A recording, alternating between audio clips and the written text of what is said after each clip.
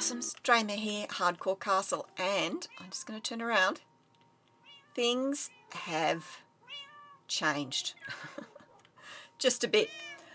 I thought I could go around and put cranes on my towers, or I could just knuckle under and finish all of them except for the Great Tower. So I knuckled under. We've got crenellations. We've also got arrow loops. I've been putting them in. I'm not entirely sure I'm happy with them, and I probably should have done the more accurate thing and put them in as I went. But I sort of got a bit, I don't know, I got into a building frenzy and I just built. So, haven't started the gate. Whoa. That's a problem. Okay, we're going to go around the long way. Oh, I did not realise those guys were there. Let's have a look. We'll come around the side. There we go. So we've got arrow loops. I think I need to put a couple more here. There's probably the right number on that tower, but we've got crenellations on everything. They are freaking me out. We'll come up this way. Okay, back in we go. We'll go in the little... Whoops, we'll get up. We'll go in the postern gate. Okay, if I come down here, can I hear them? Oh, yeah, I can. Wow. Alright, let's go up and have a look.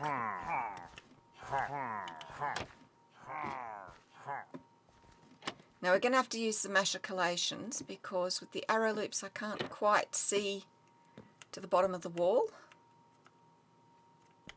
But with the machicollations I can. Where are they? I just don't have one in the corner and I really need one in the corner.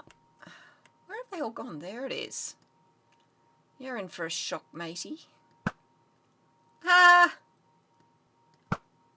Oh, I wish I had something to drop on his head. There we go. And that is what a machicollation is for. Where are the rest of them? All down there. Right, well, I'm just going to play shooting pillagers in a barrel. And I'll get back to you in a minute. Oh, there's a lot of them. I'm not going to have enough arrows. Oh, no, I didn't take out them all, did I? Oh, yes. We're going to risk it. We're going to go out the front gate. And we're going to see if there are any left.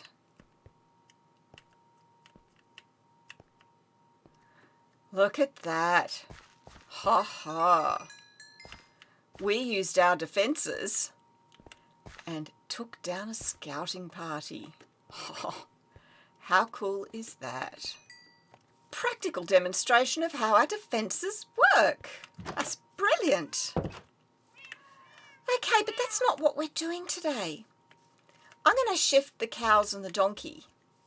And today I'm going to build a stable and barracks right here.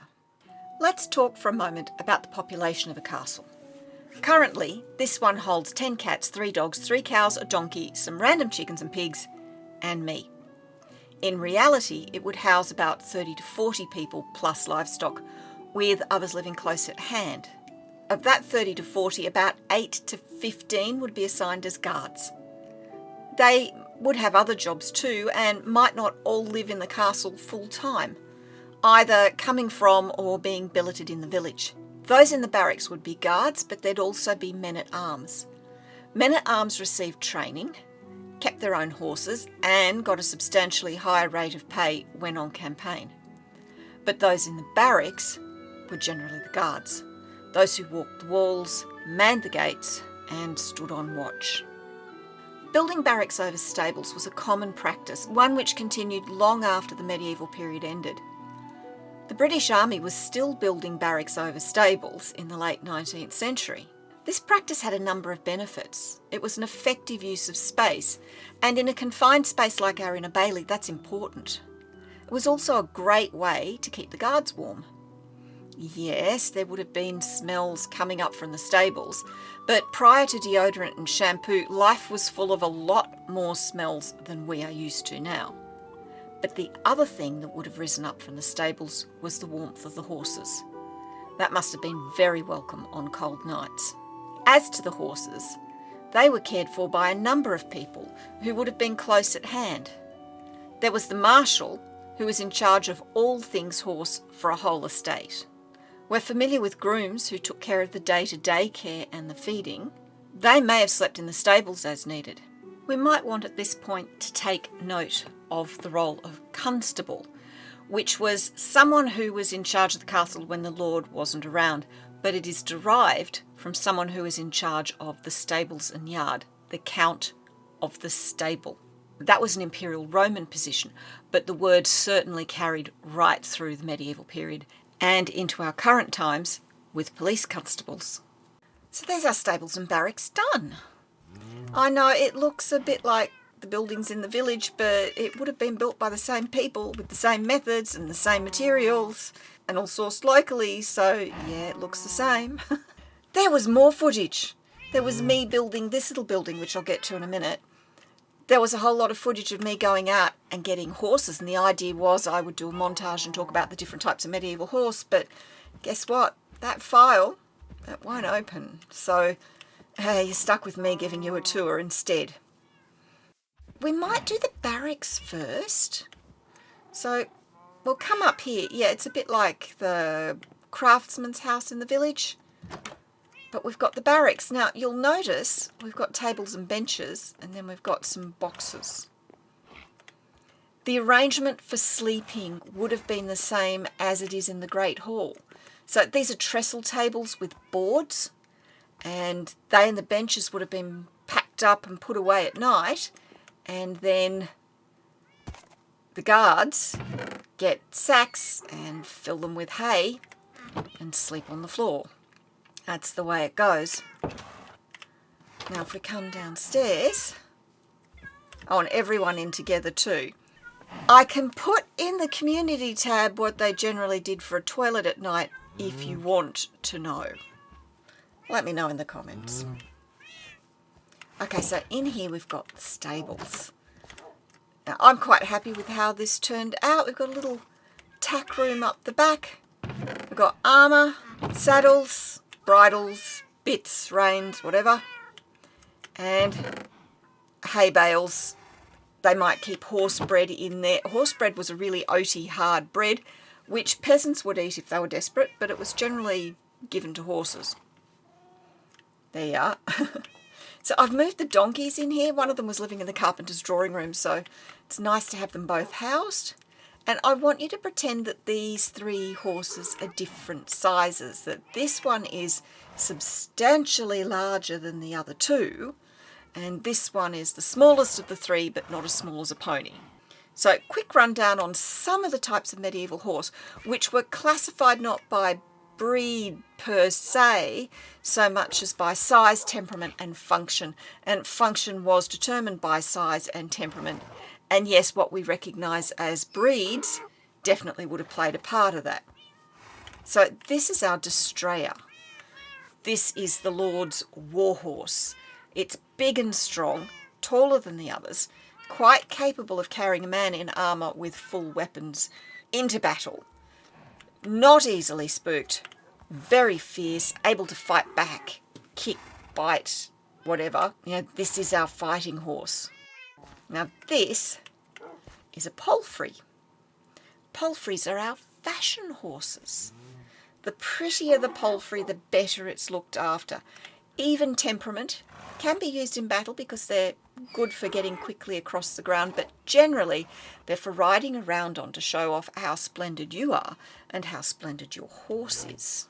And this one's our charger or our courser.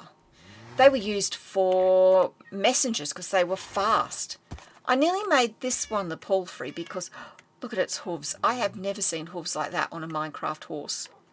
Wow. So there are three types of medieval horse. There were also roundsies and jennets, cart horses and pack horses are self-explanatory.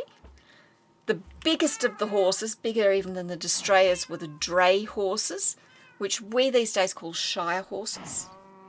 Drays were great big flatbed medieval carts, the medieval equivalent of flatbed lorries or trucks.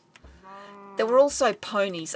We still have ponies, and we think of them as those cute little horses, sometimes that are cranky, that are used for pony club, ridden by small children generally. Ponies were very hard working. Thankfully the days of pit ponies are over. Pit ponies worked in mines, down in the dark, and in quarries. So what's this little building? This building is temporary. I mean, the building's not going away. What it's used for is temporary. It will probably just become a storeroom. But what it is at the moment is a kennels. Hello, darlings. Our Lord at the moment only has 3 hunting dogs, so a small space like this is fine. As he gets more, we'll have to upgrade and shift them to something a bit larger. And if we come round here, this is access to the tower from which we killed the pillagers. So that's our stables. I have to shift this crane. Well, I've got to modify it and shift it up to the top of the Great Tower, and we have to continue work on the Great Tower too. And I'm shifting that. I mean, it's got to go up there, but because next time I'm going to build something here. Now, while I'm moving it, there's end cards on the screen to some more of my videos, so that you don't have to be bored watching me dismantle this and put it up there. But I'd like to hear from you what you think the building going here might be. All right, I'll see you next time. Bye.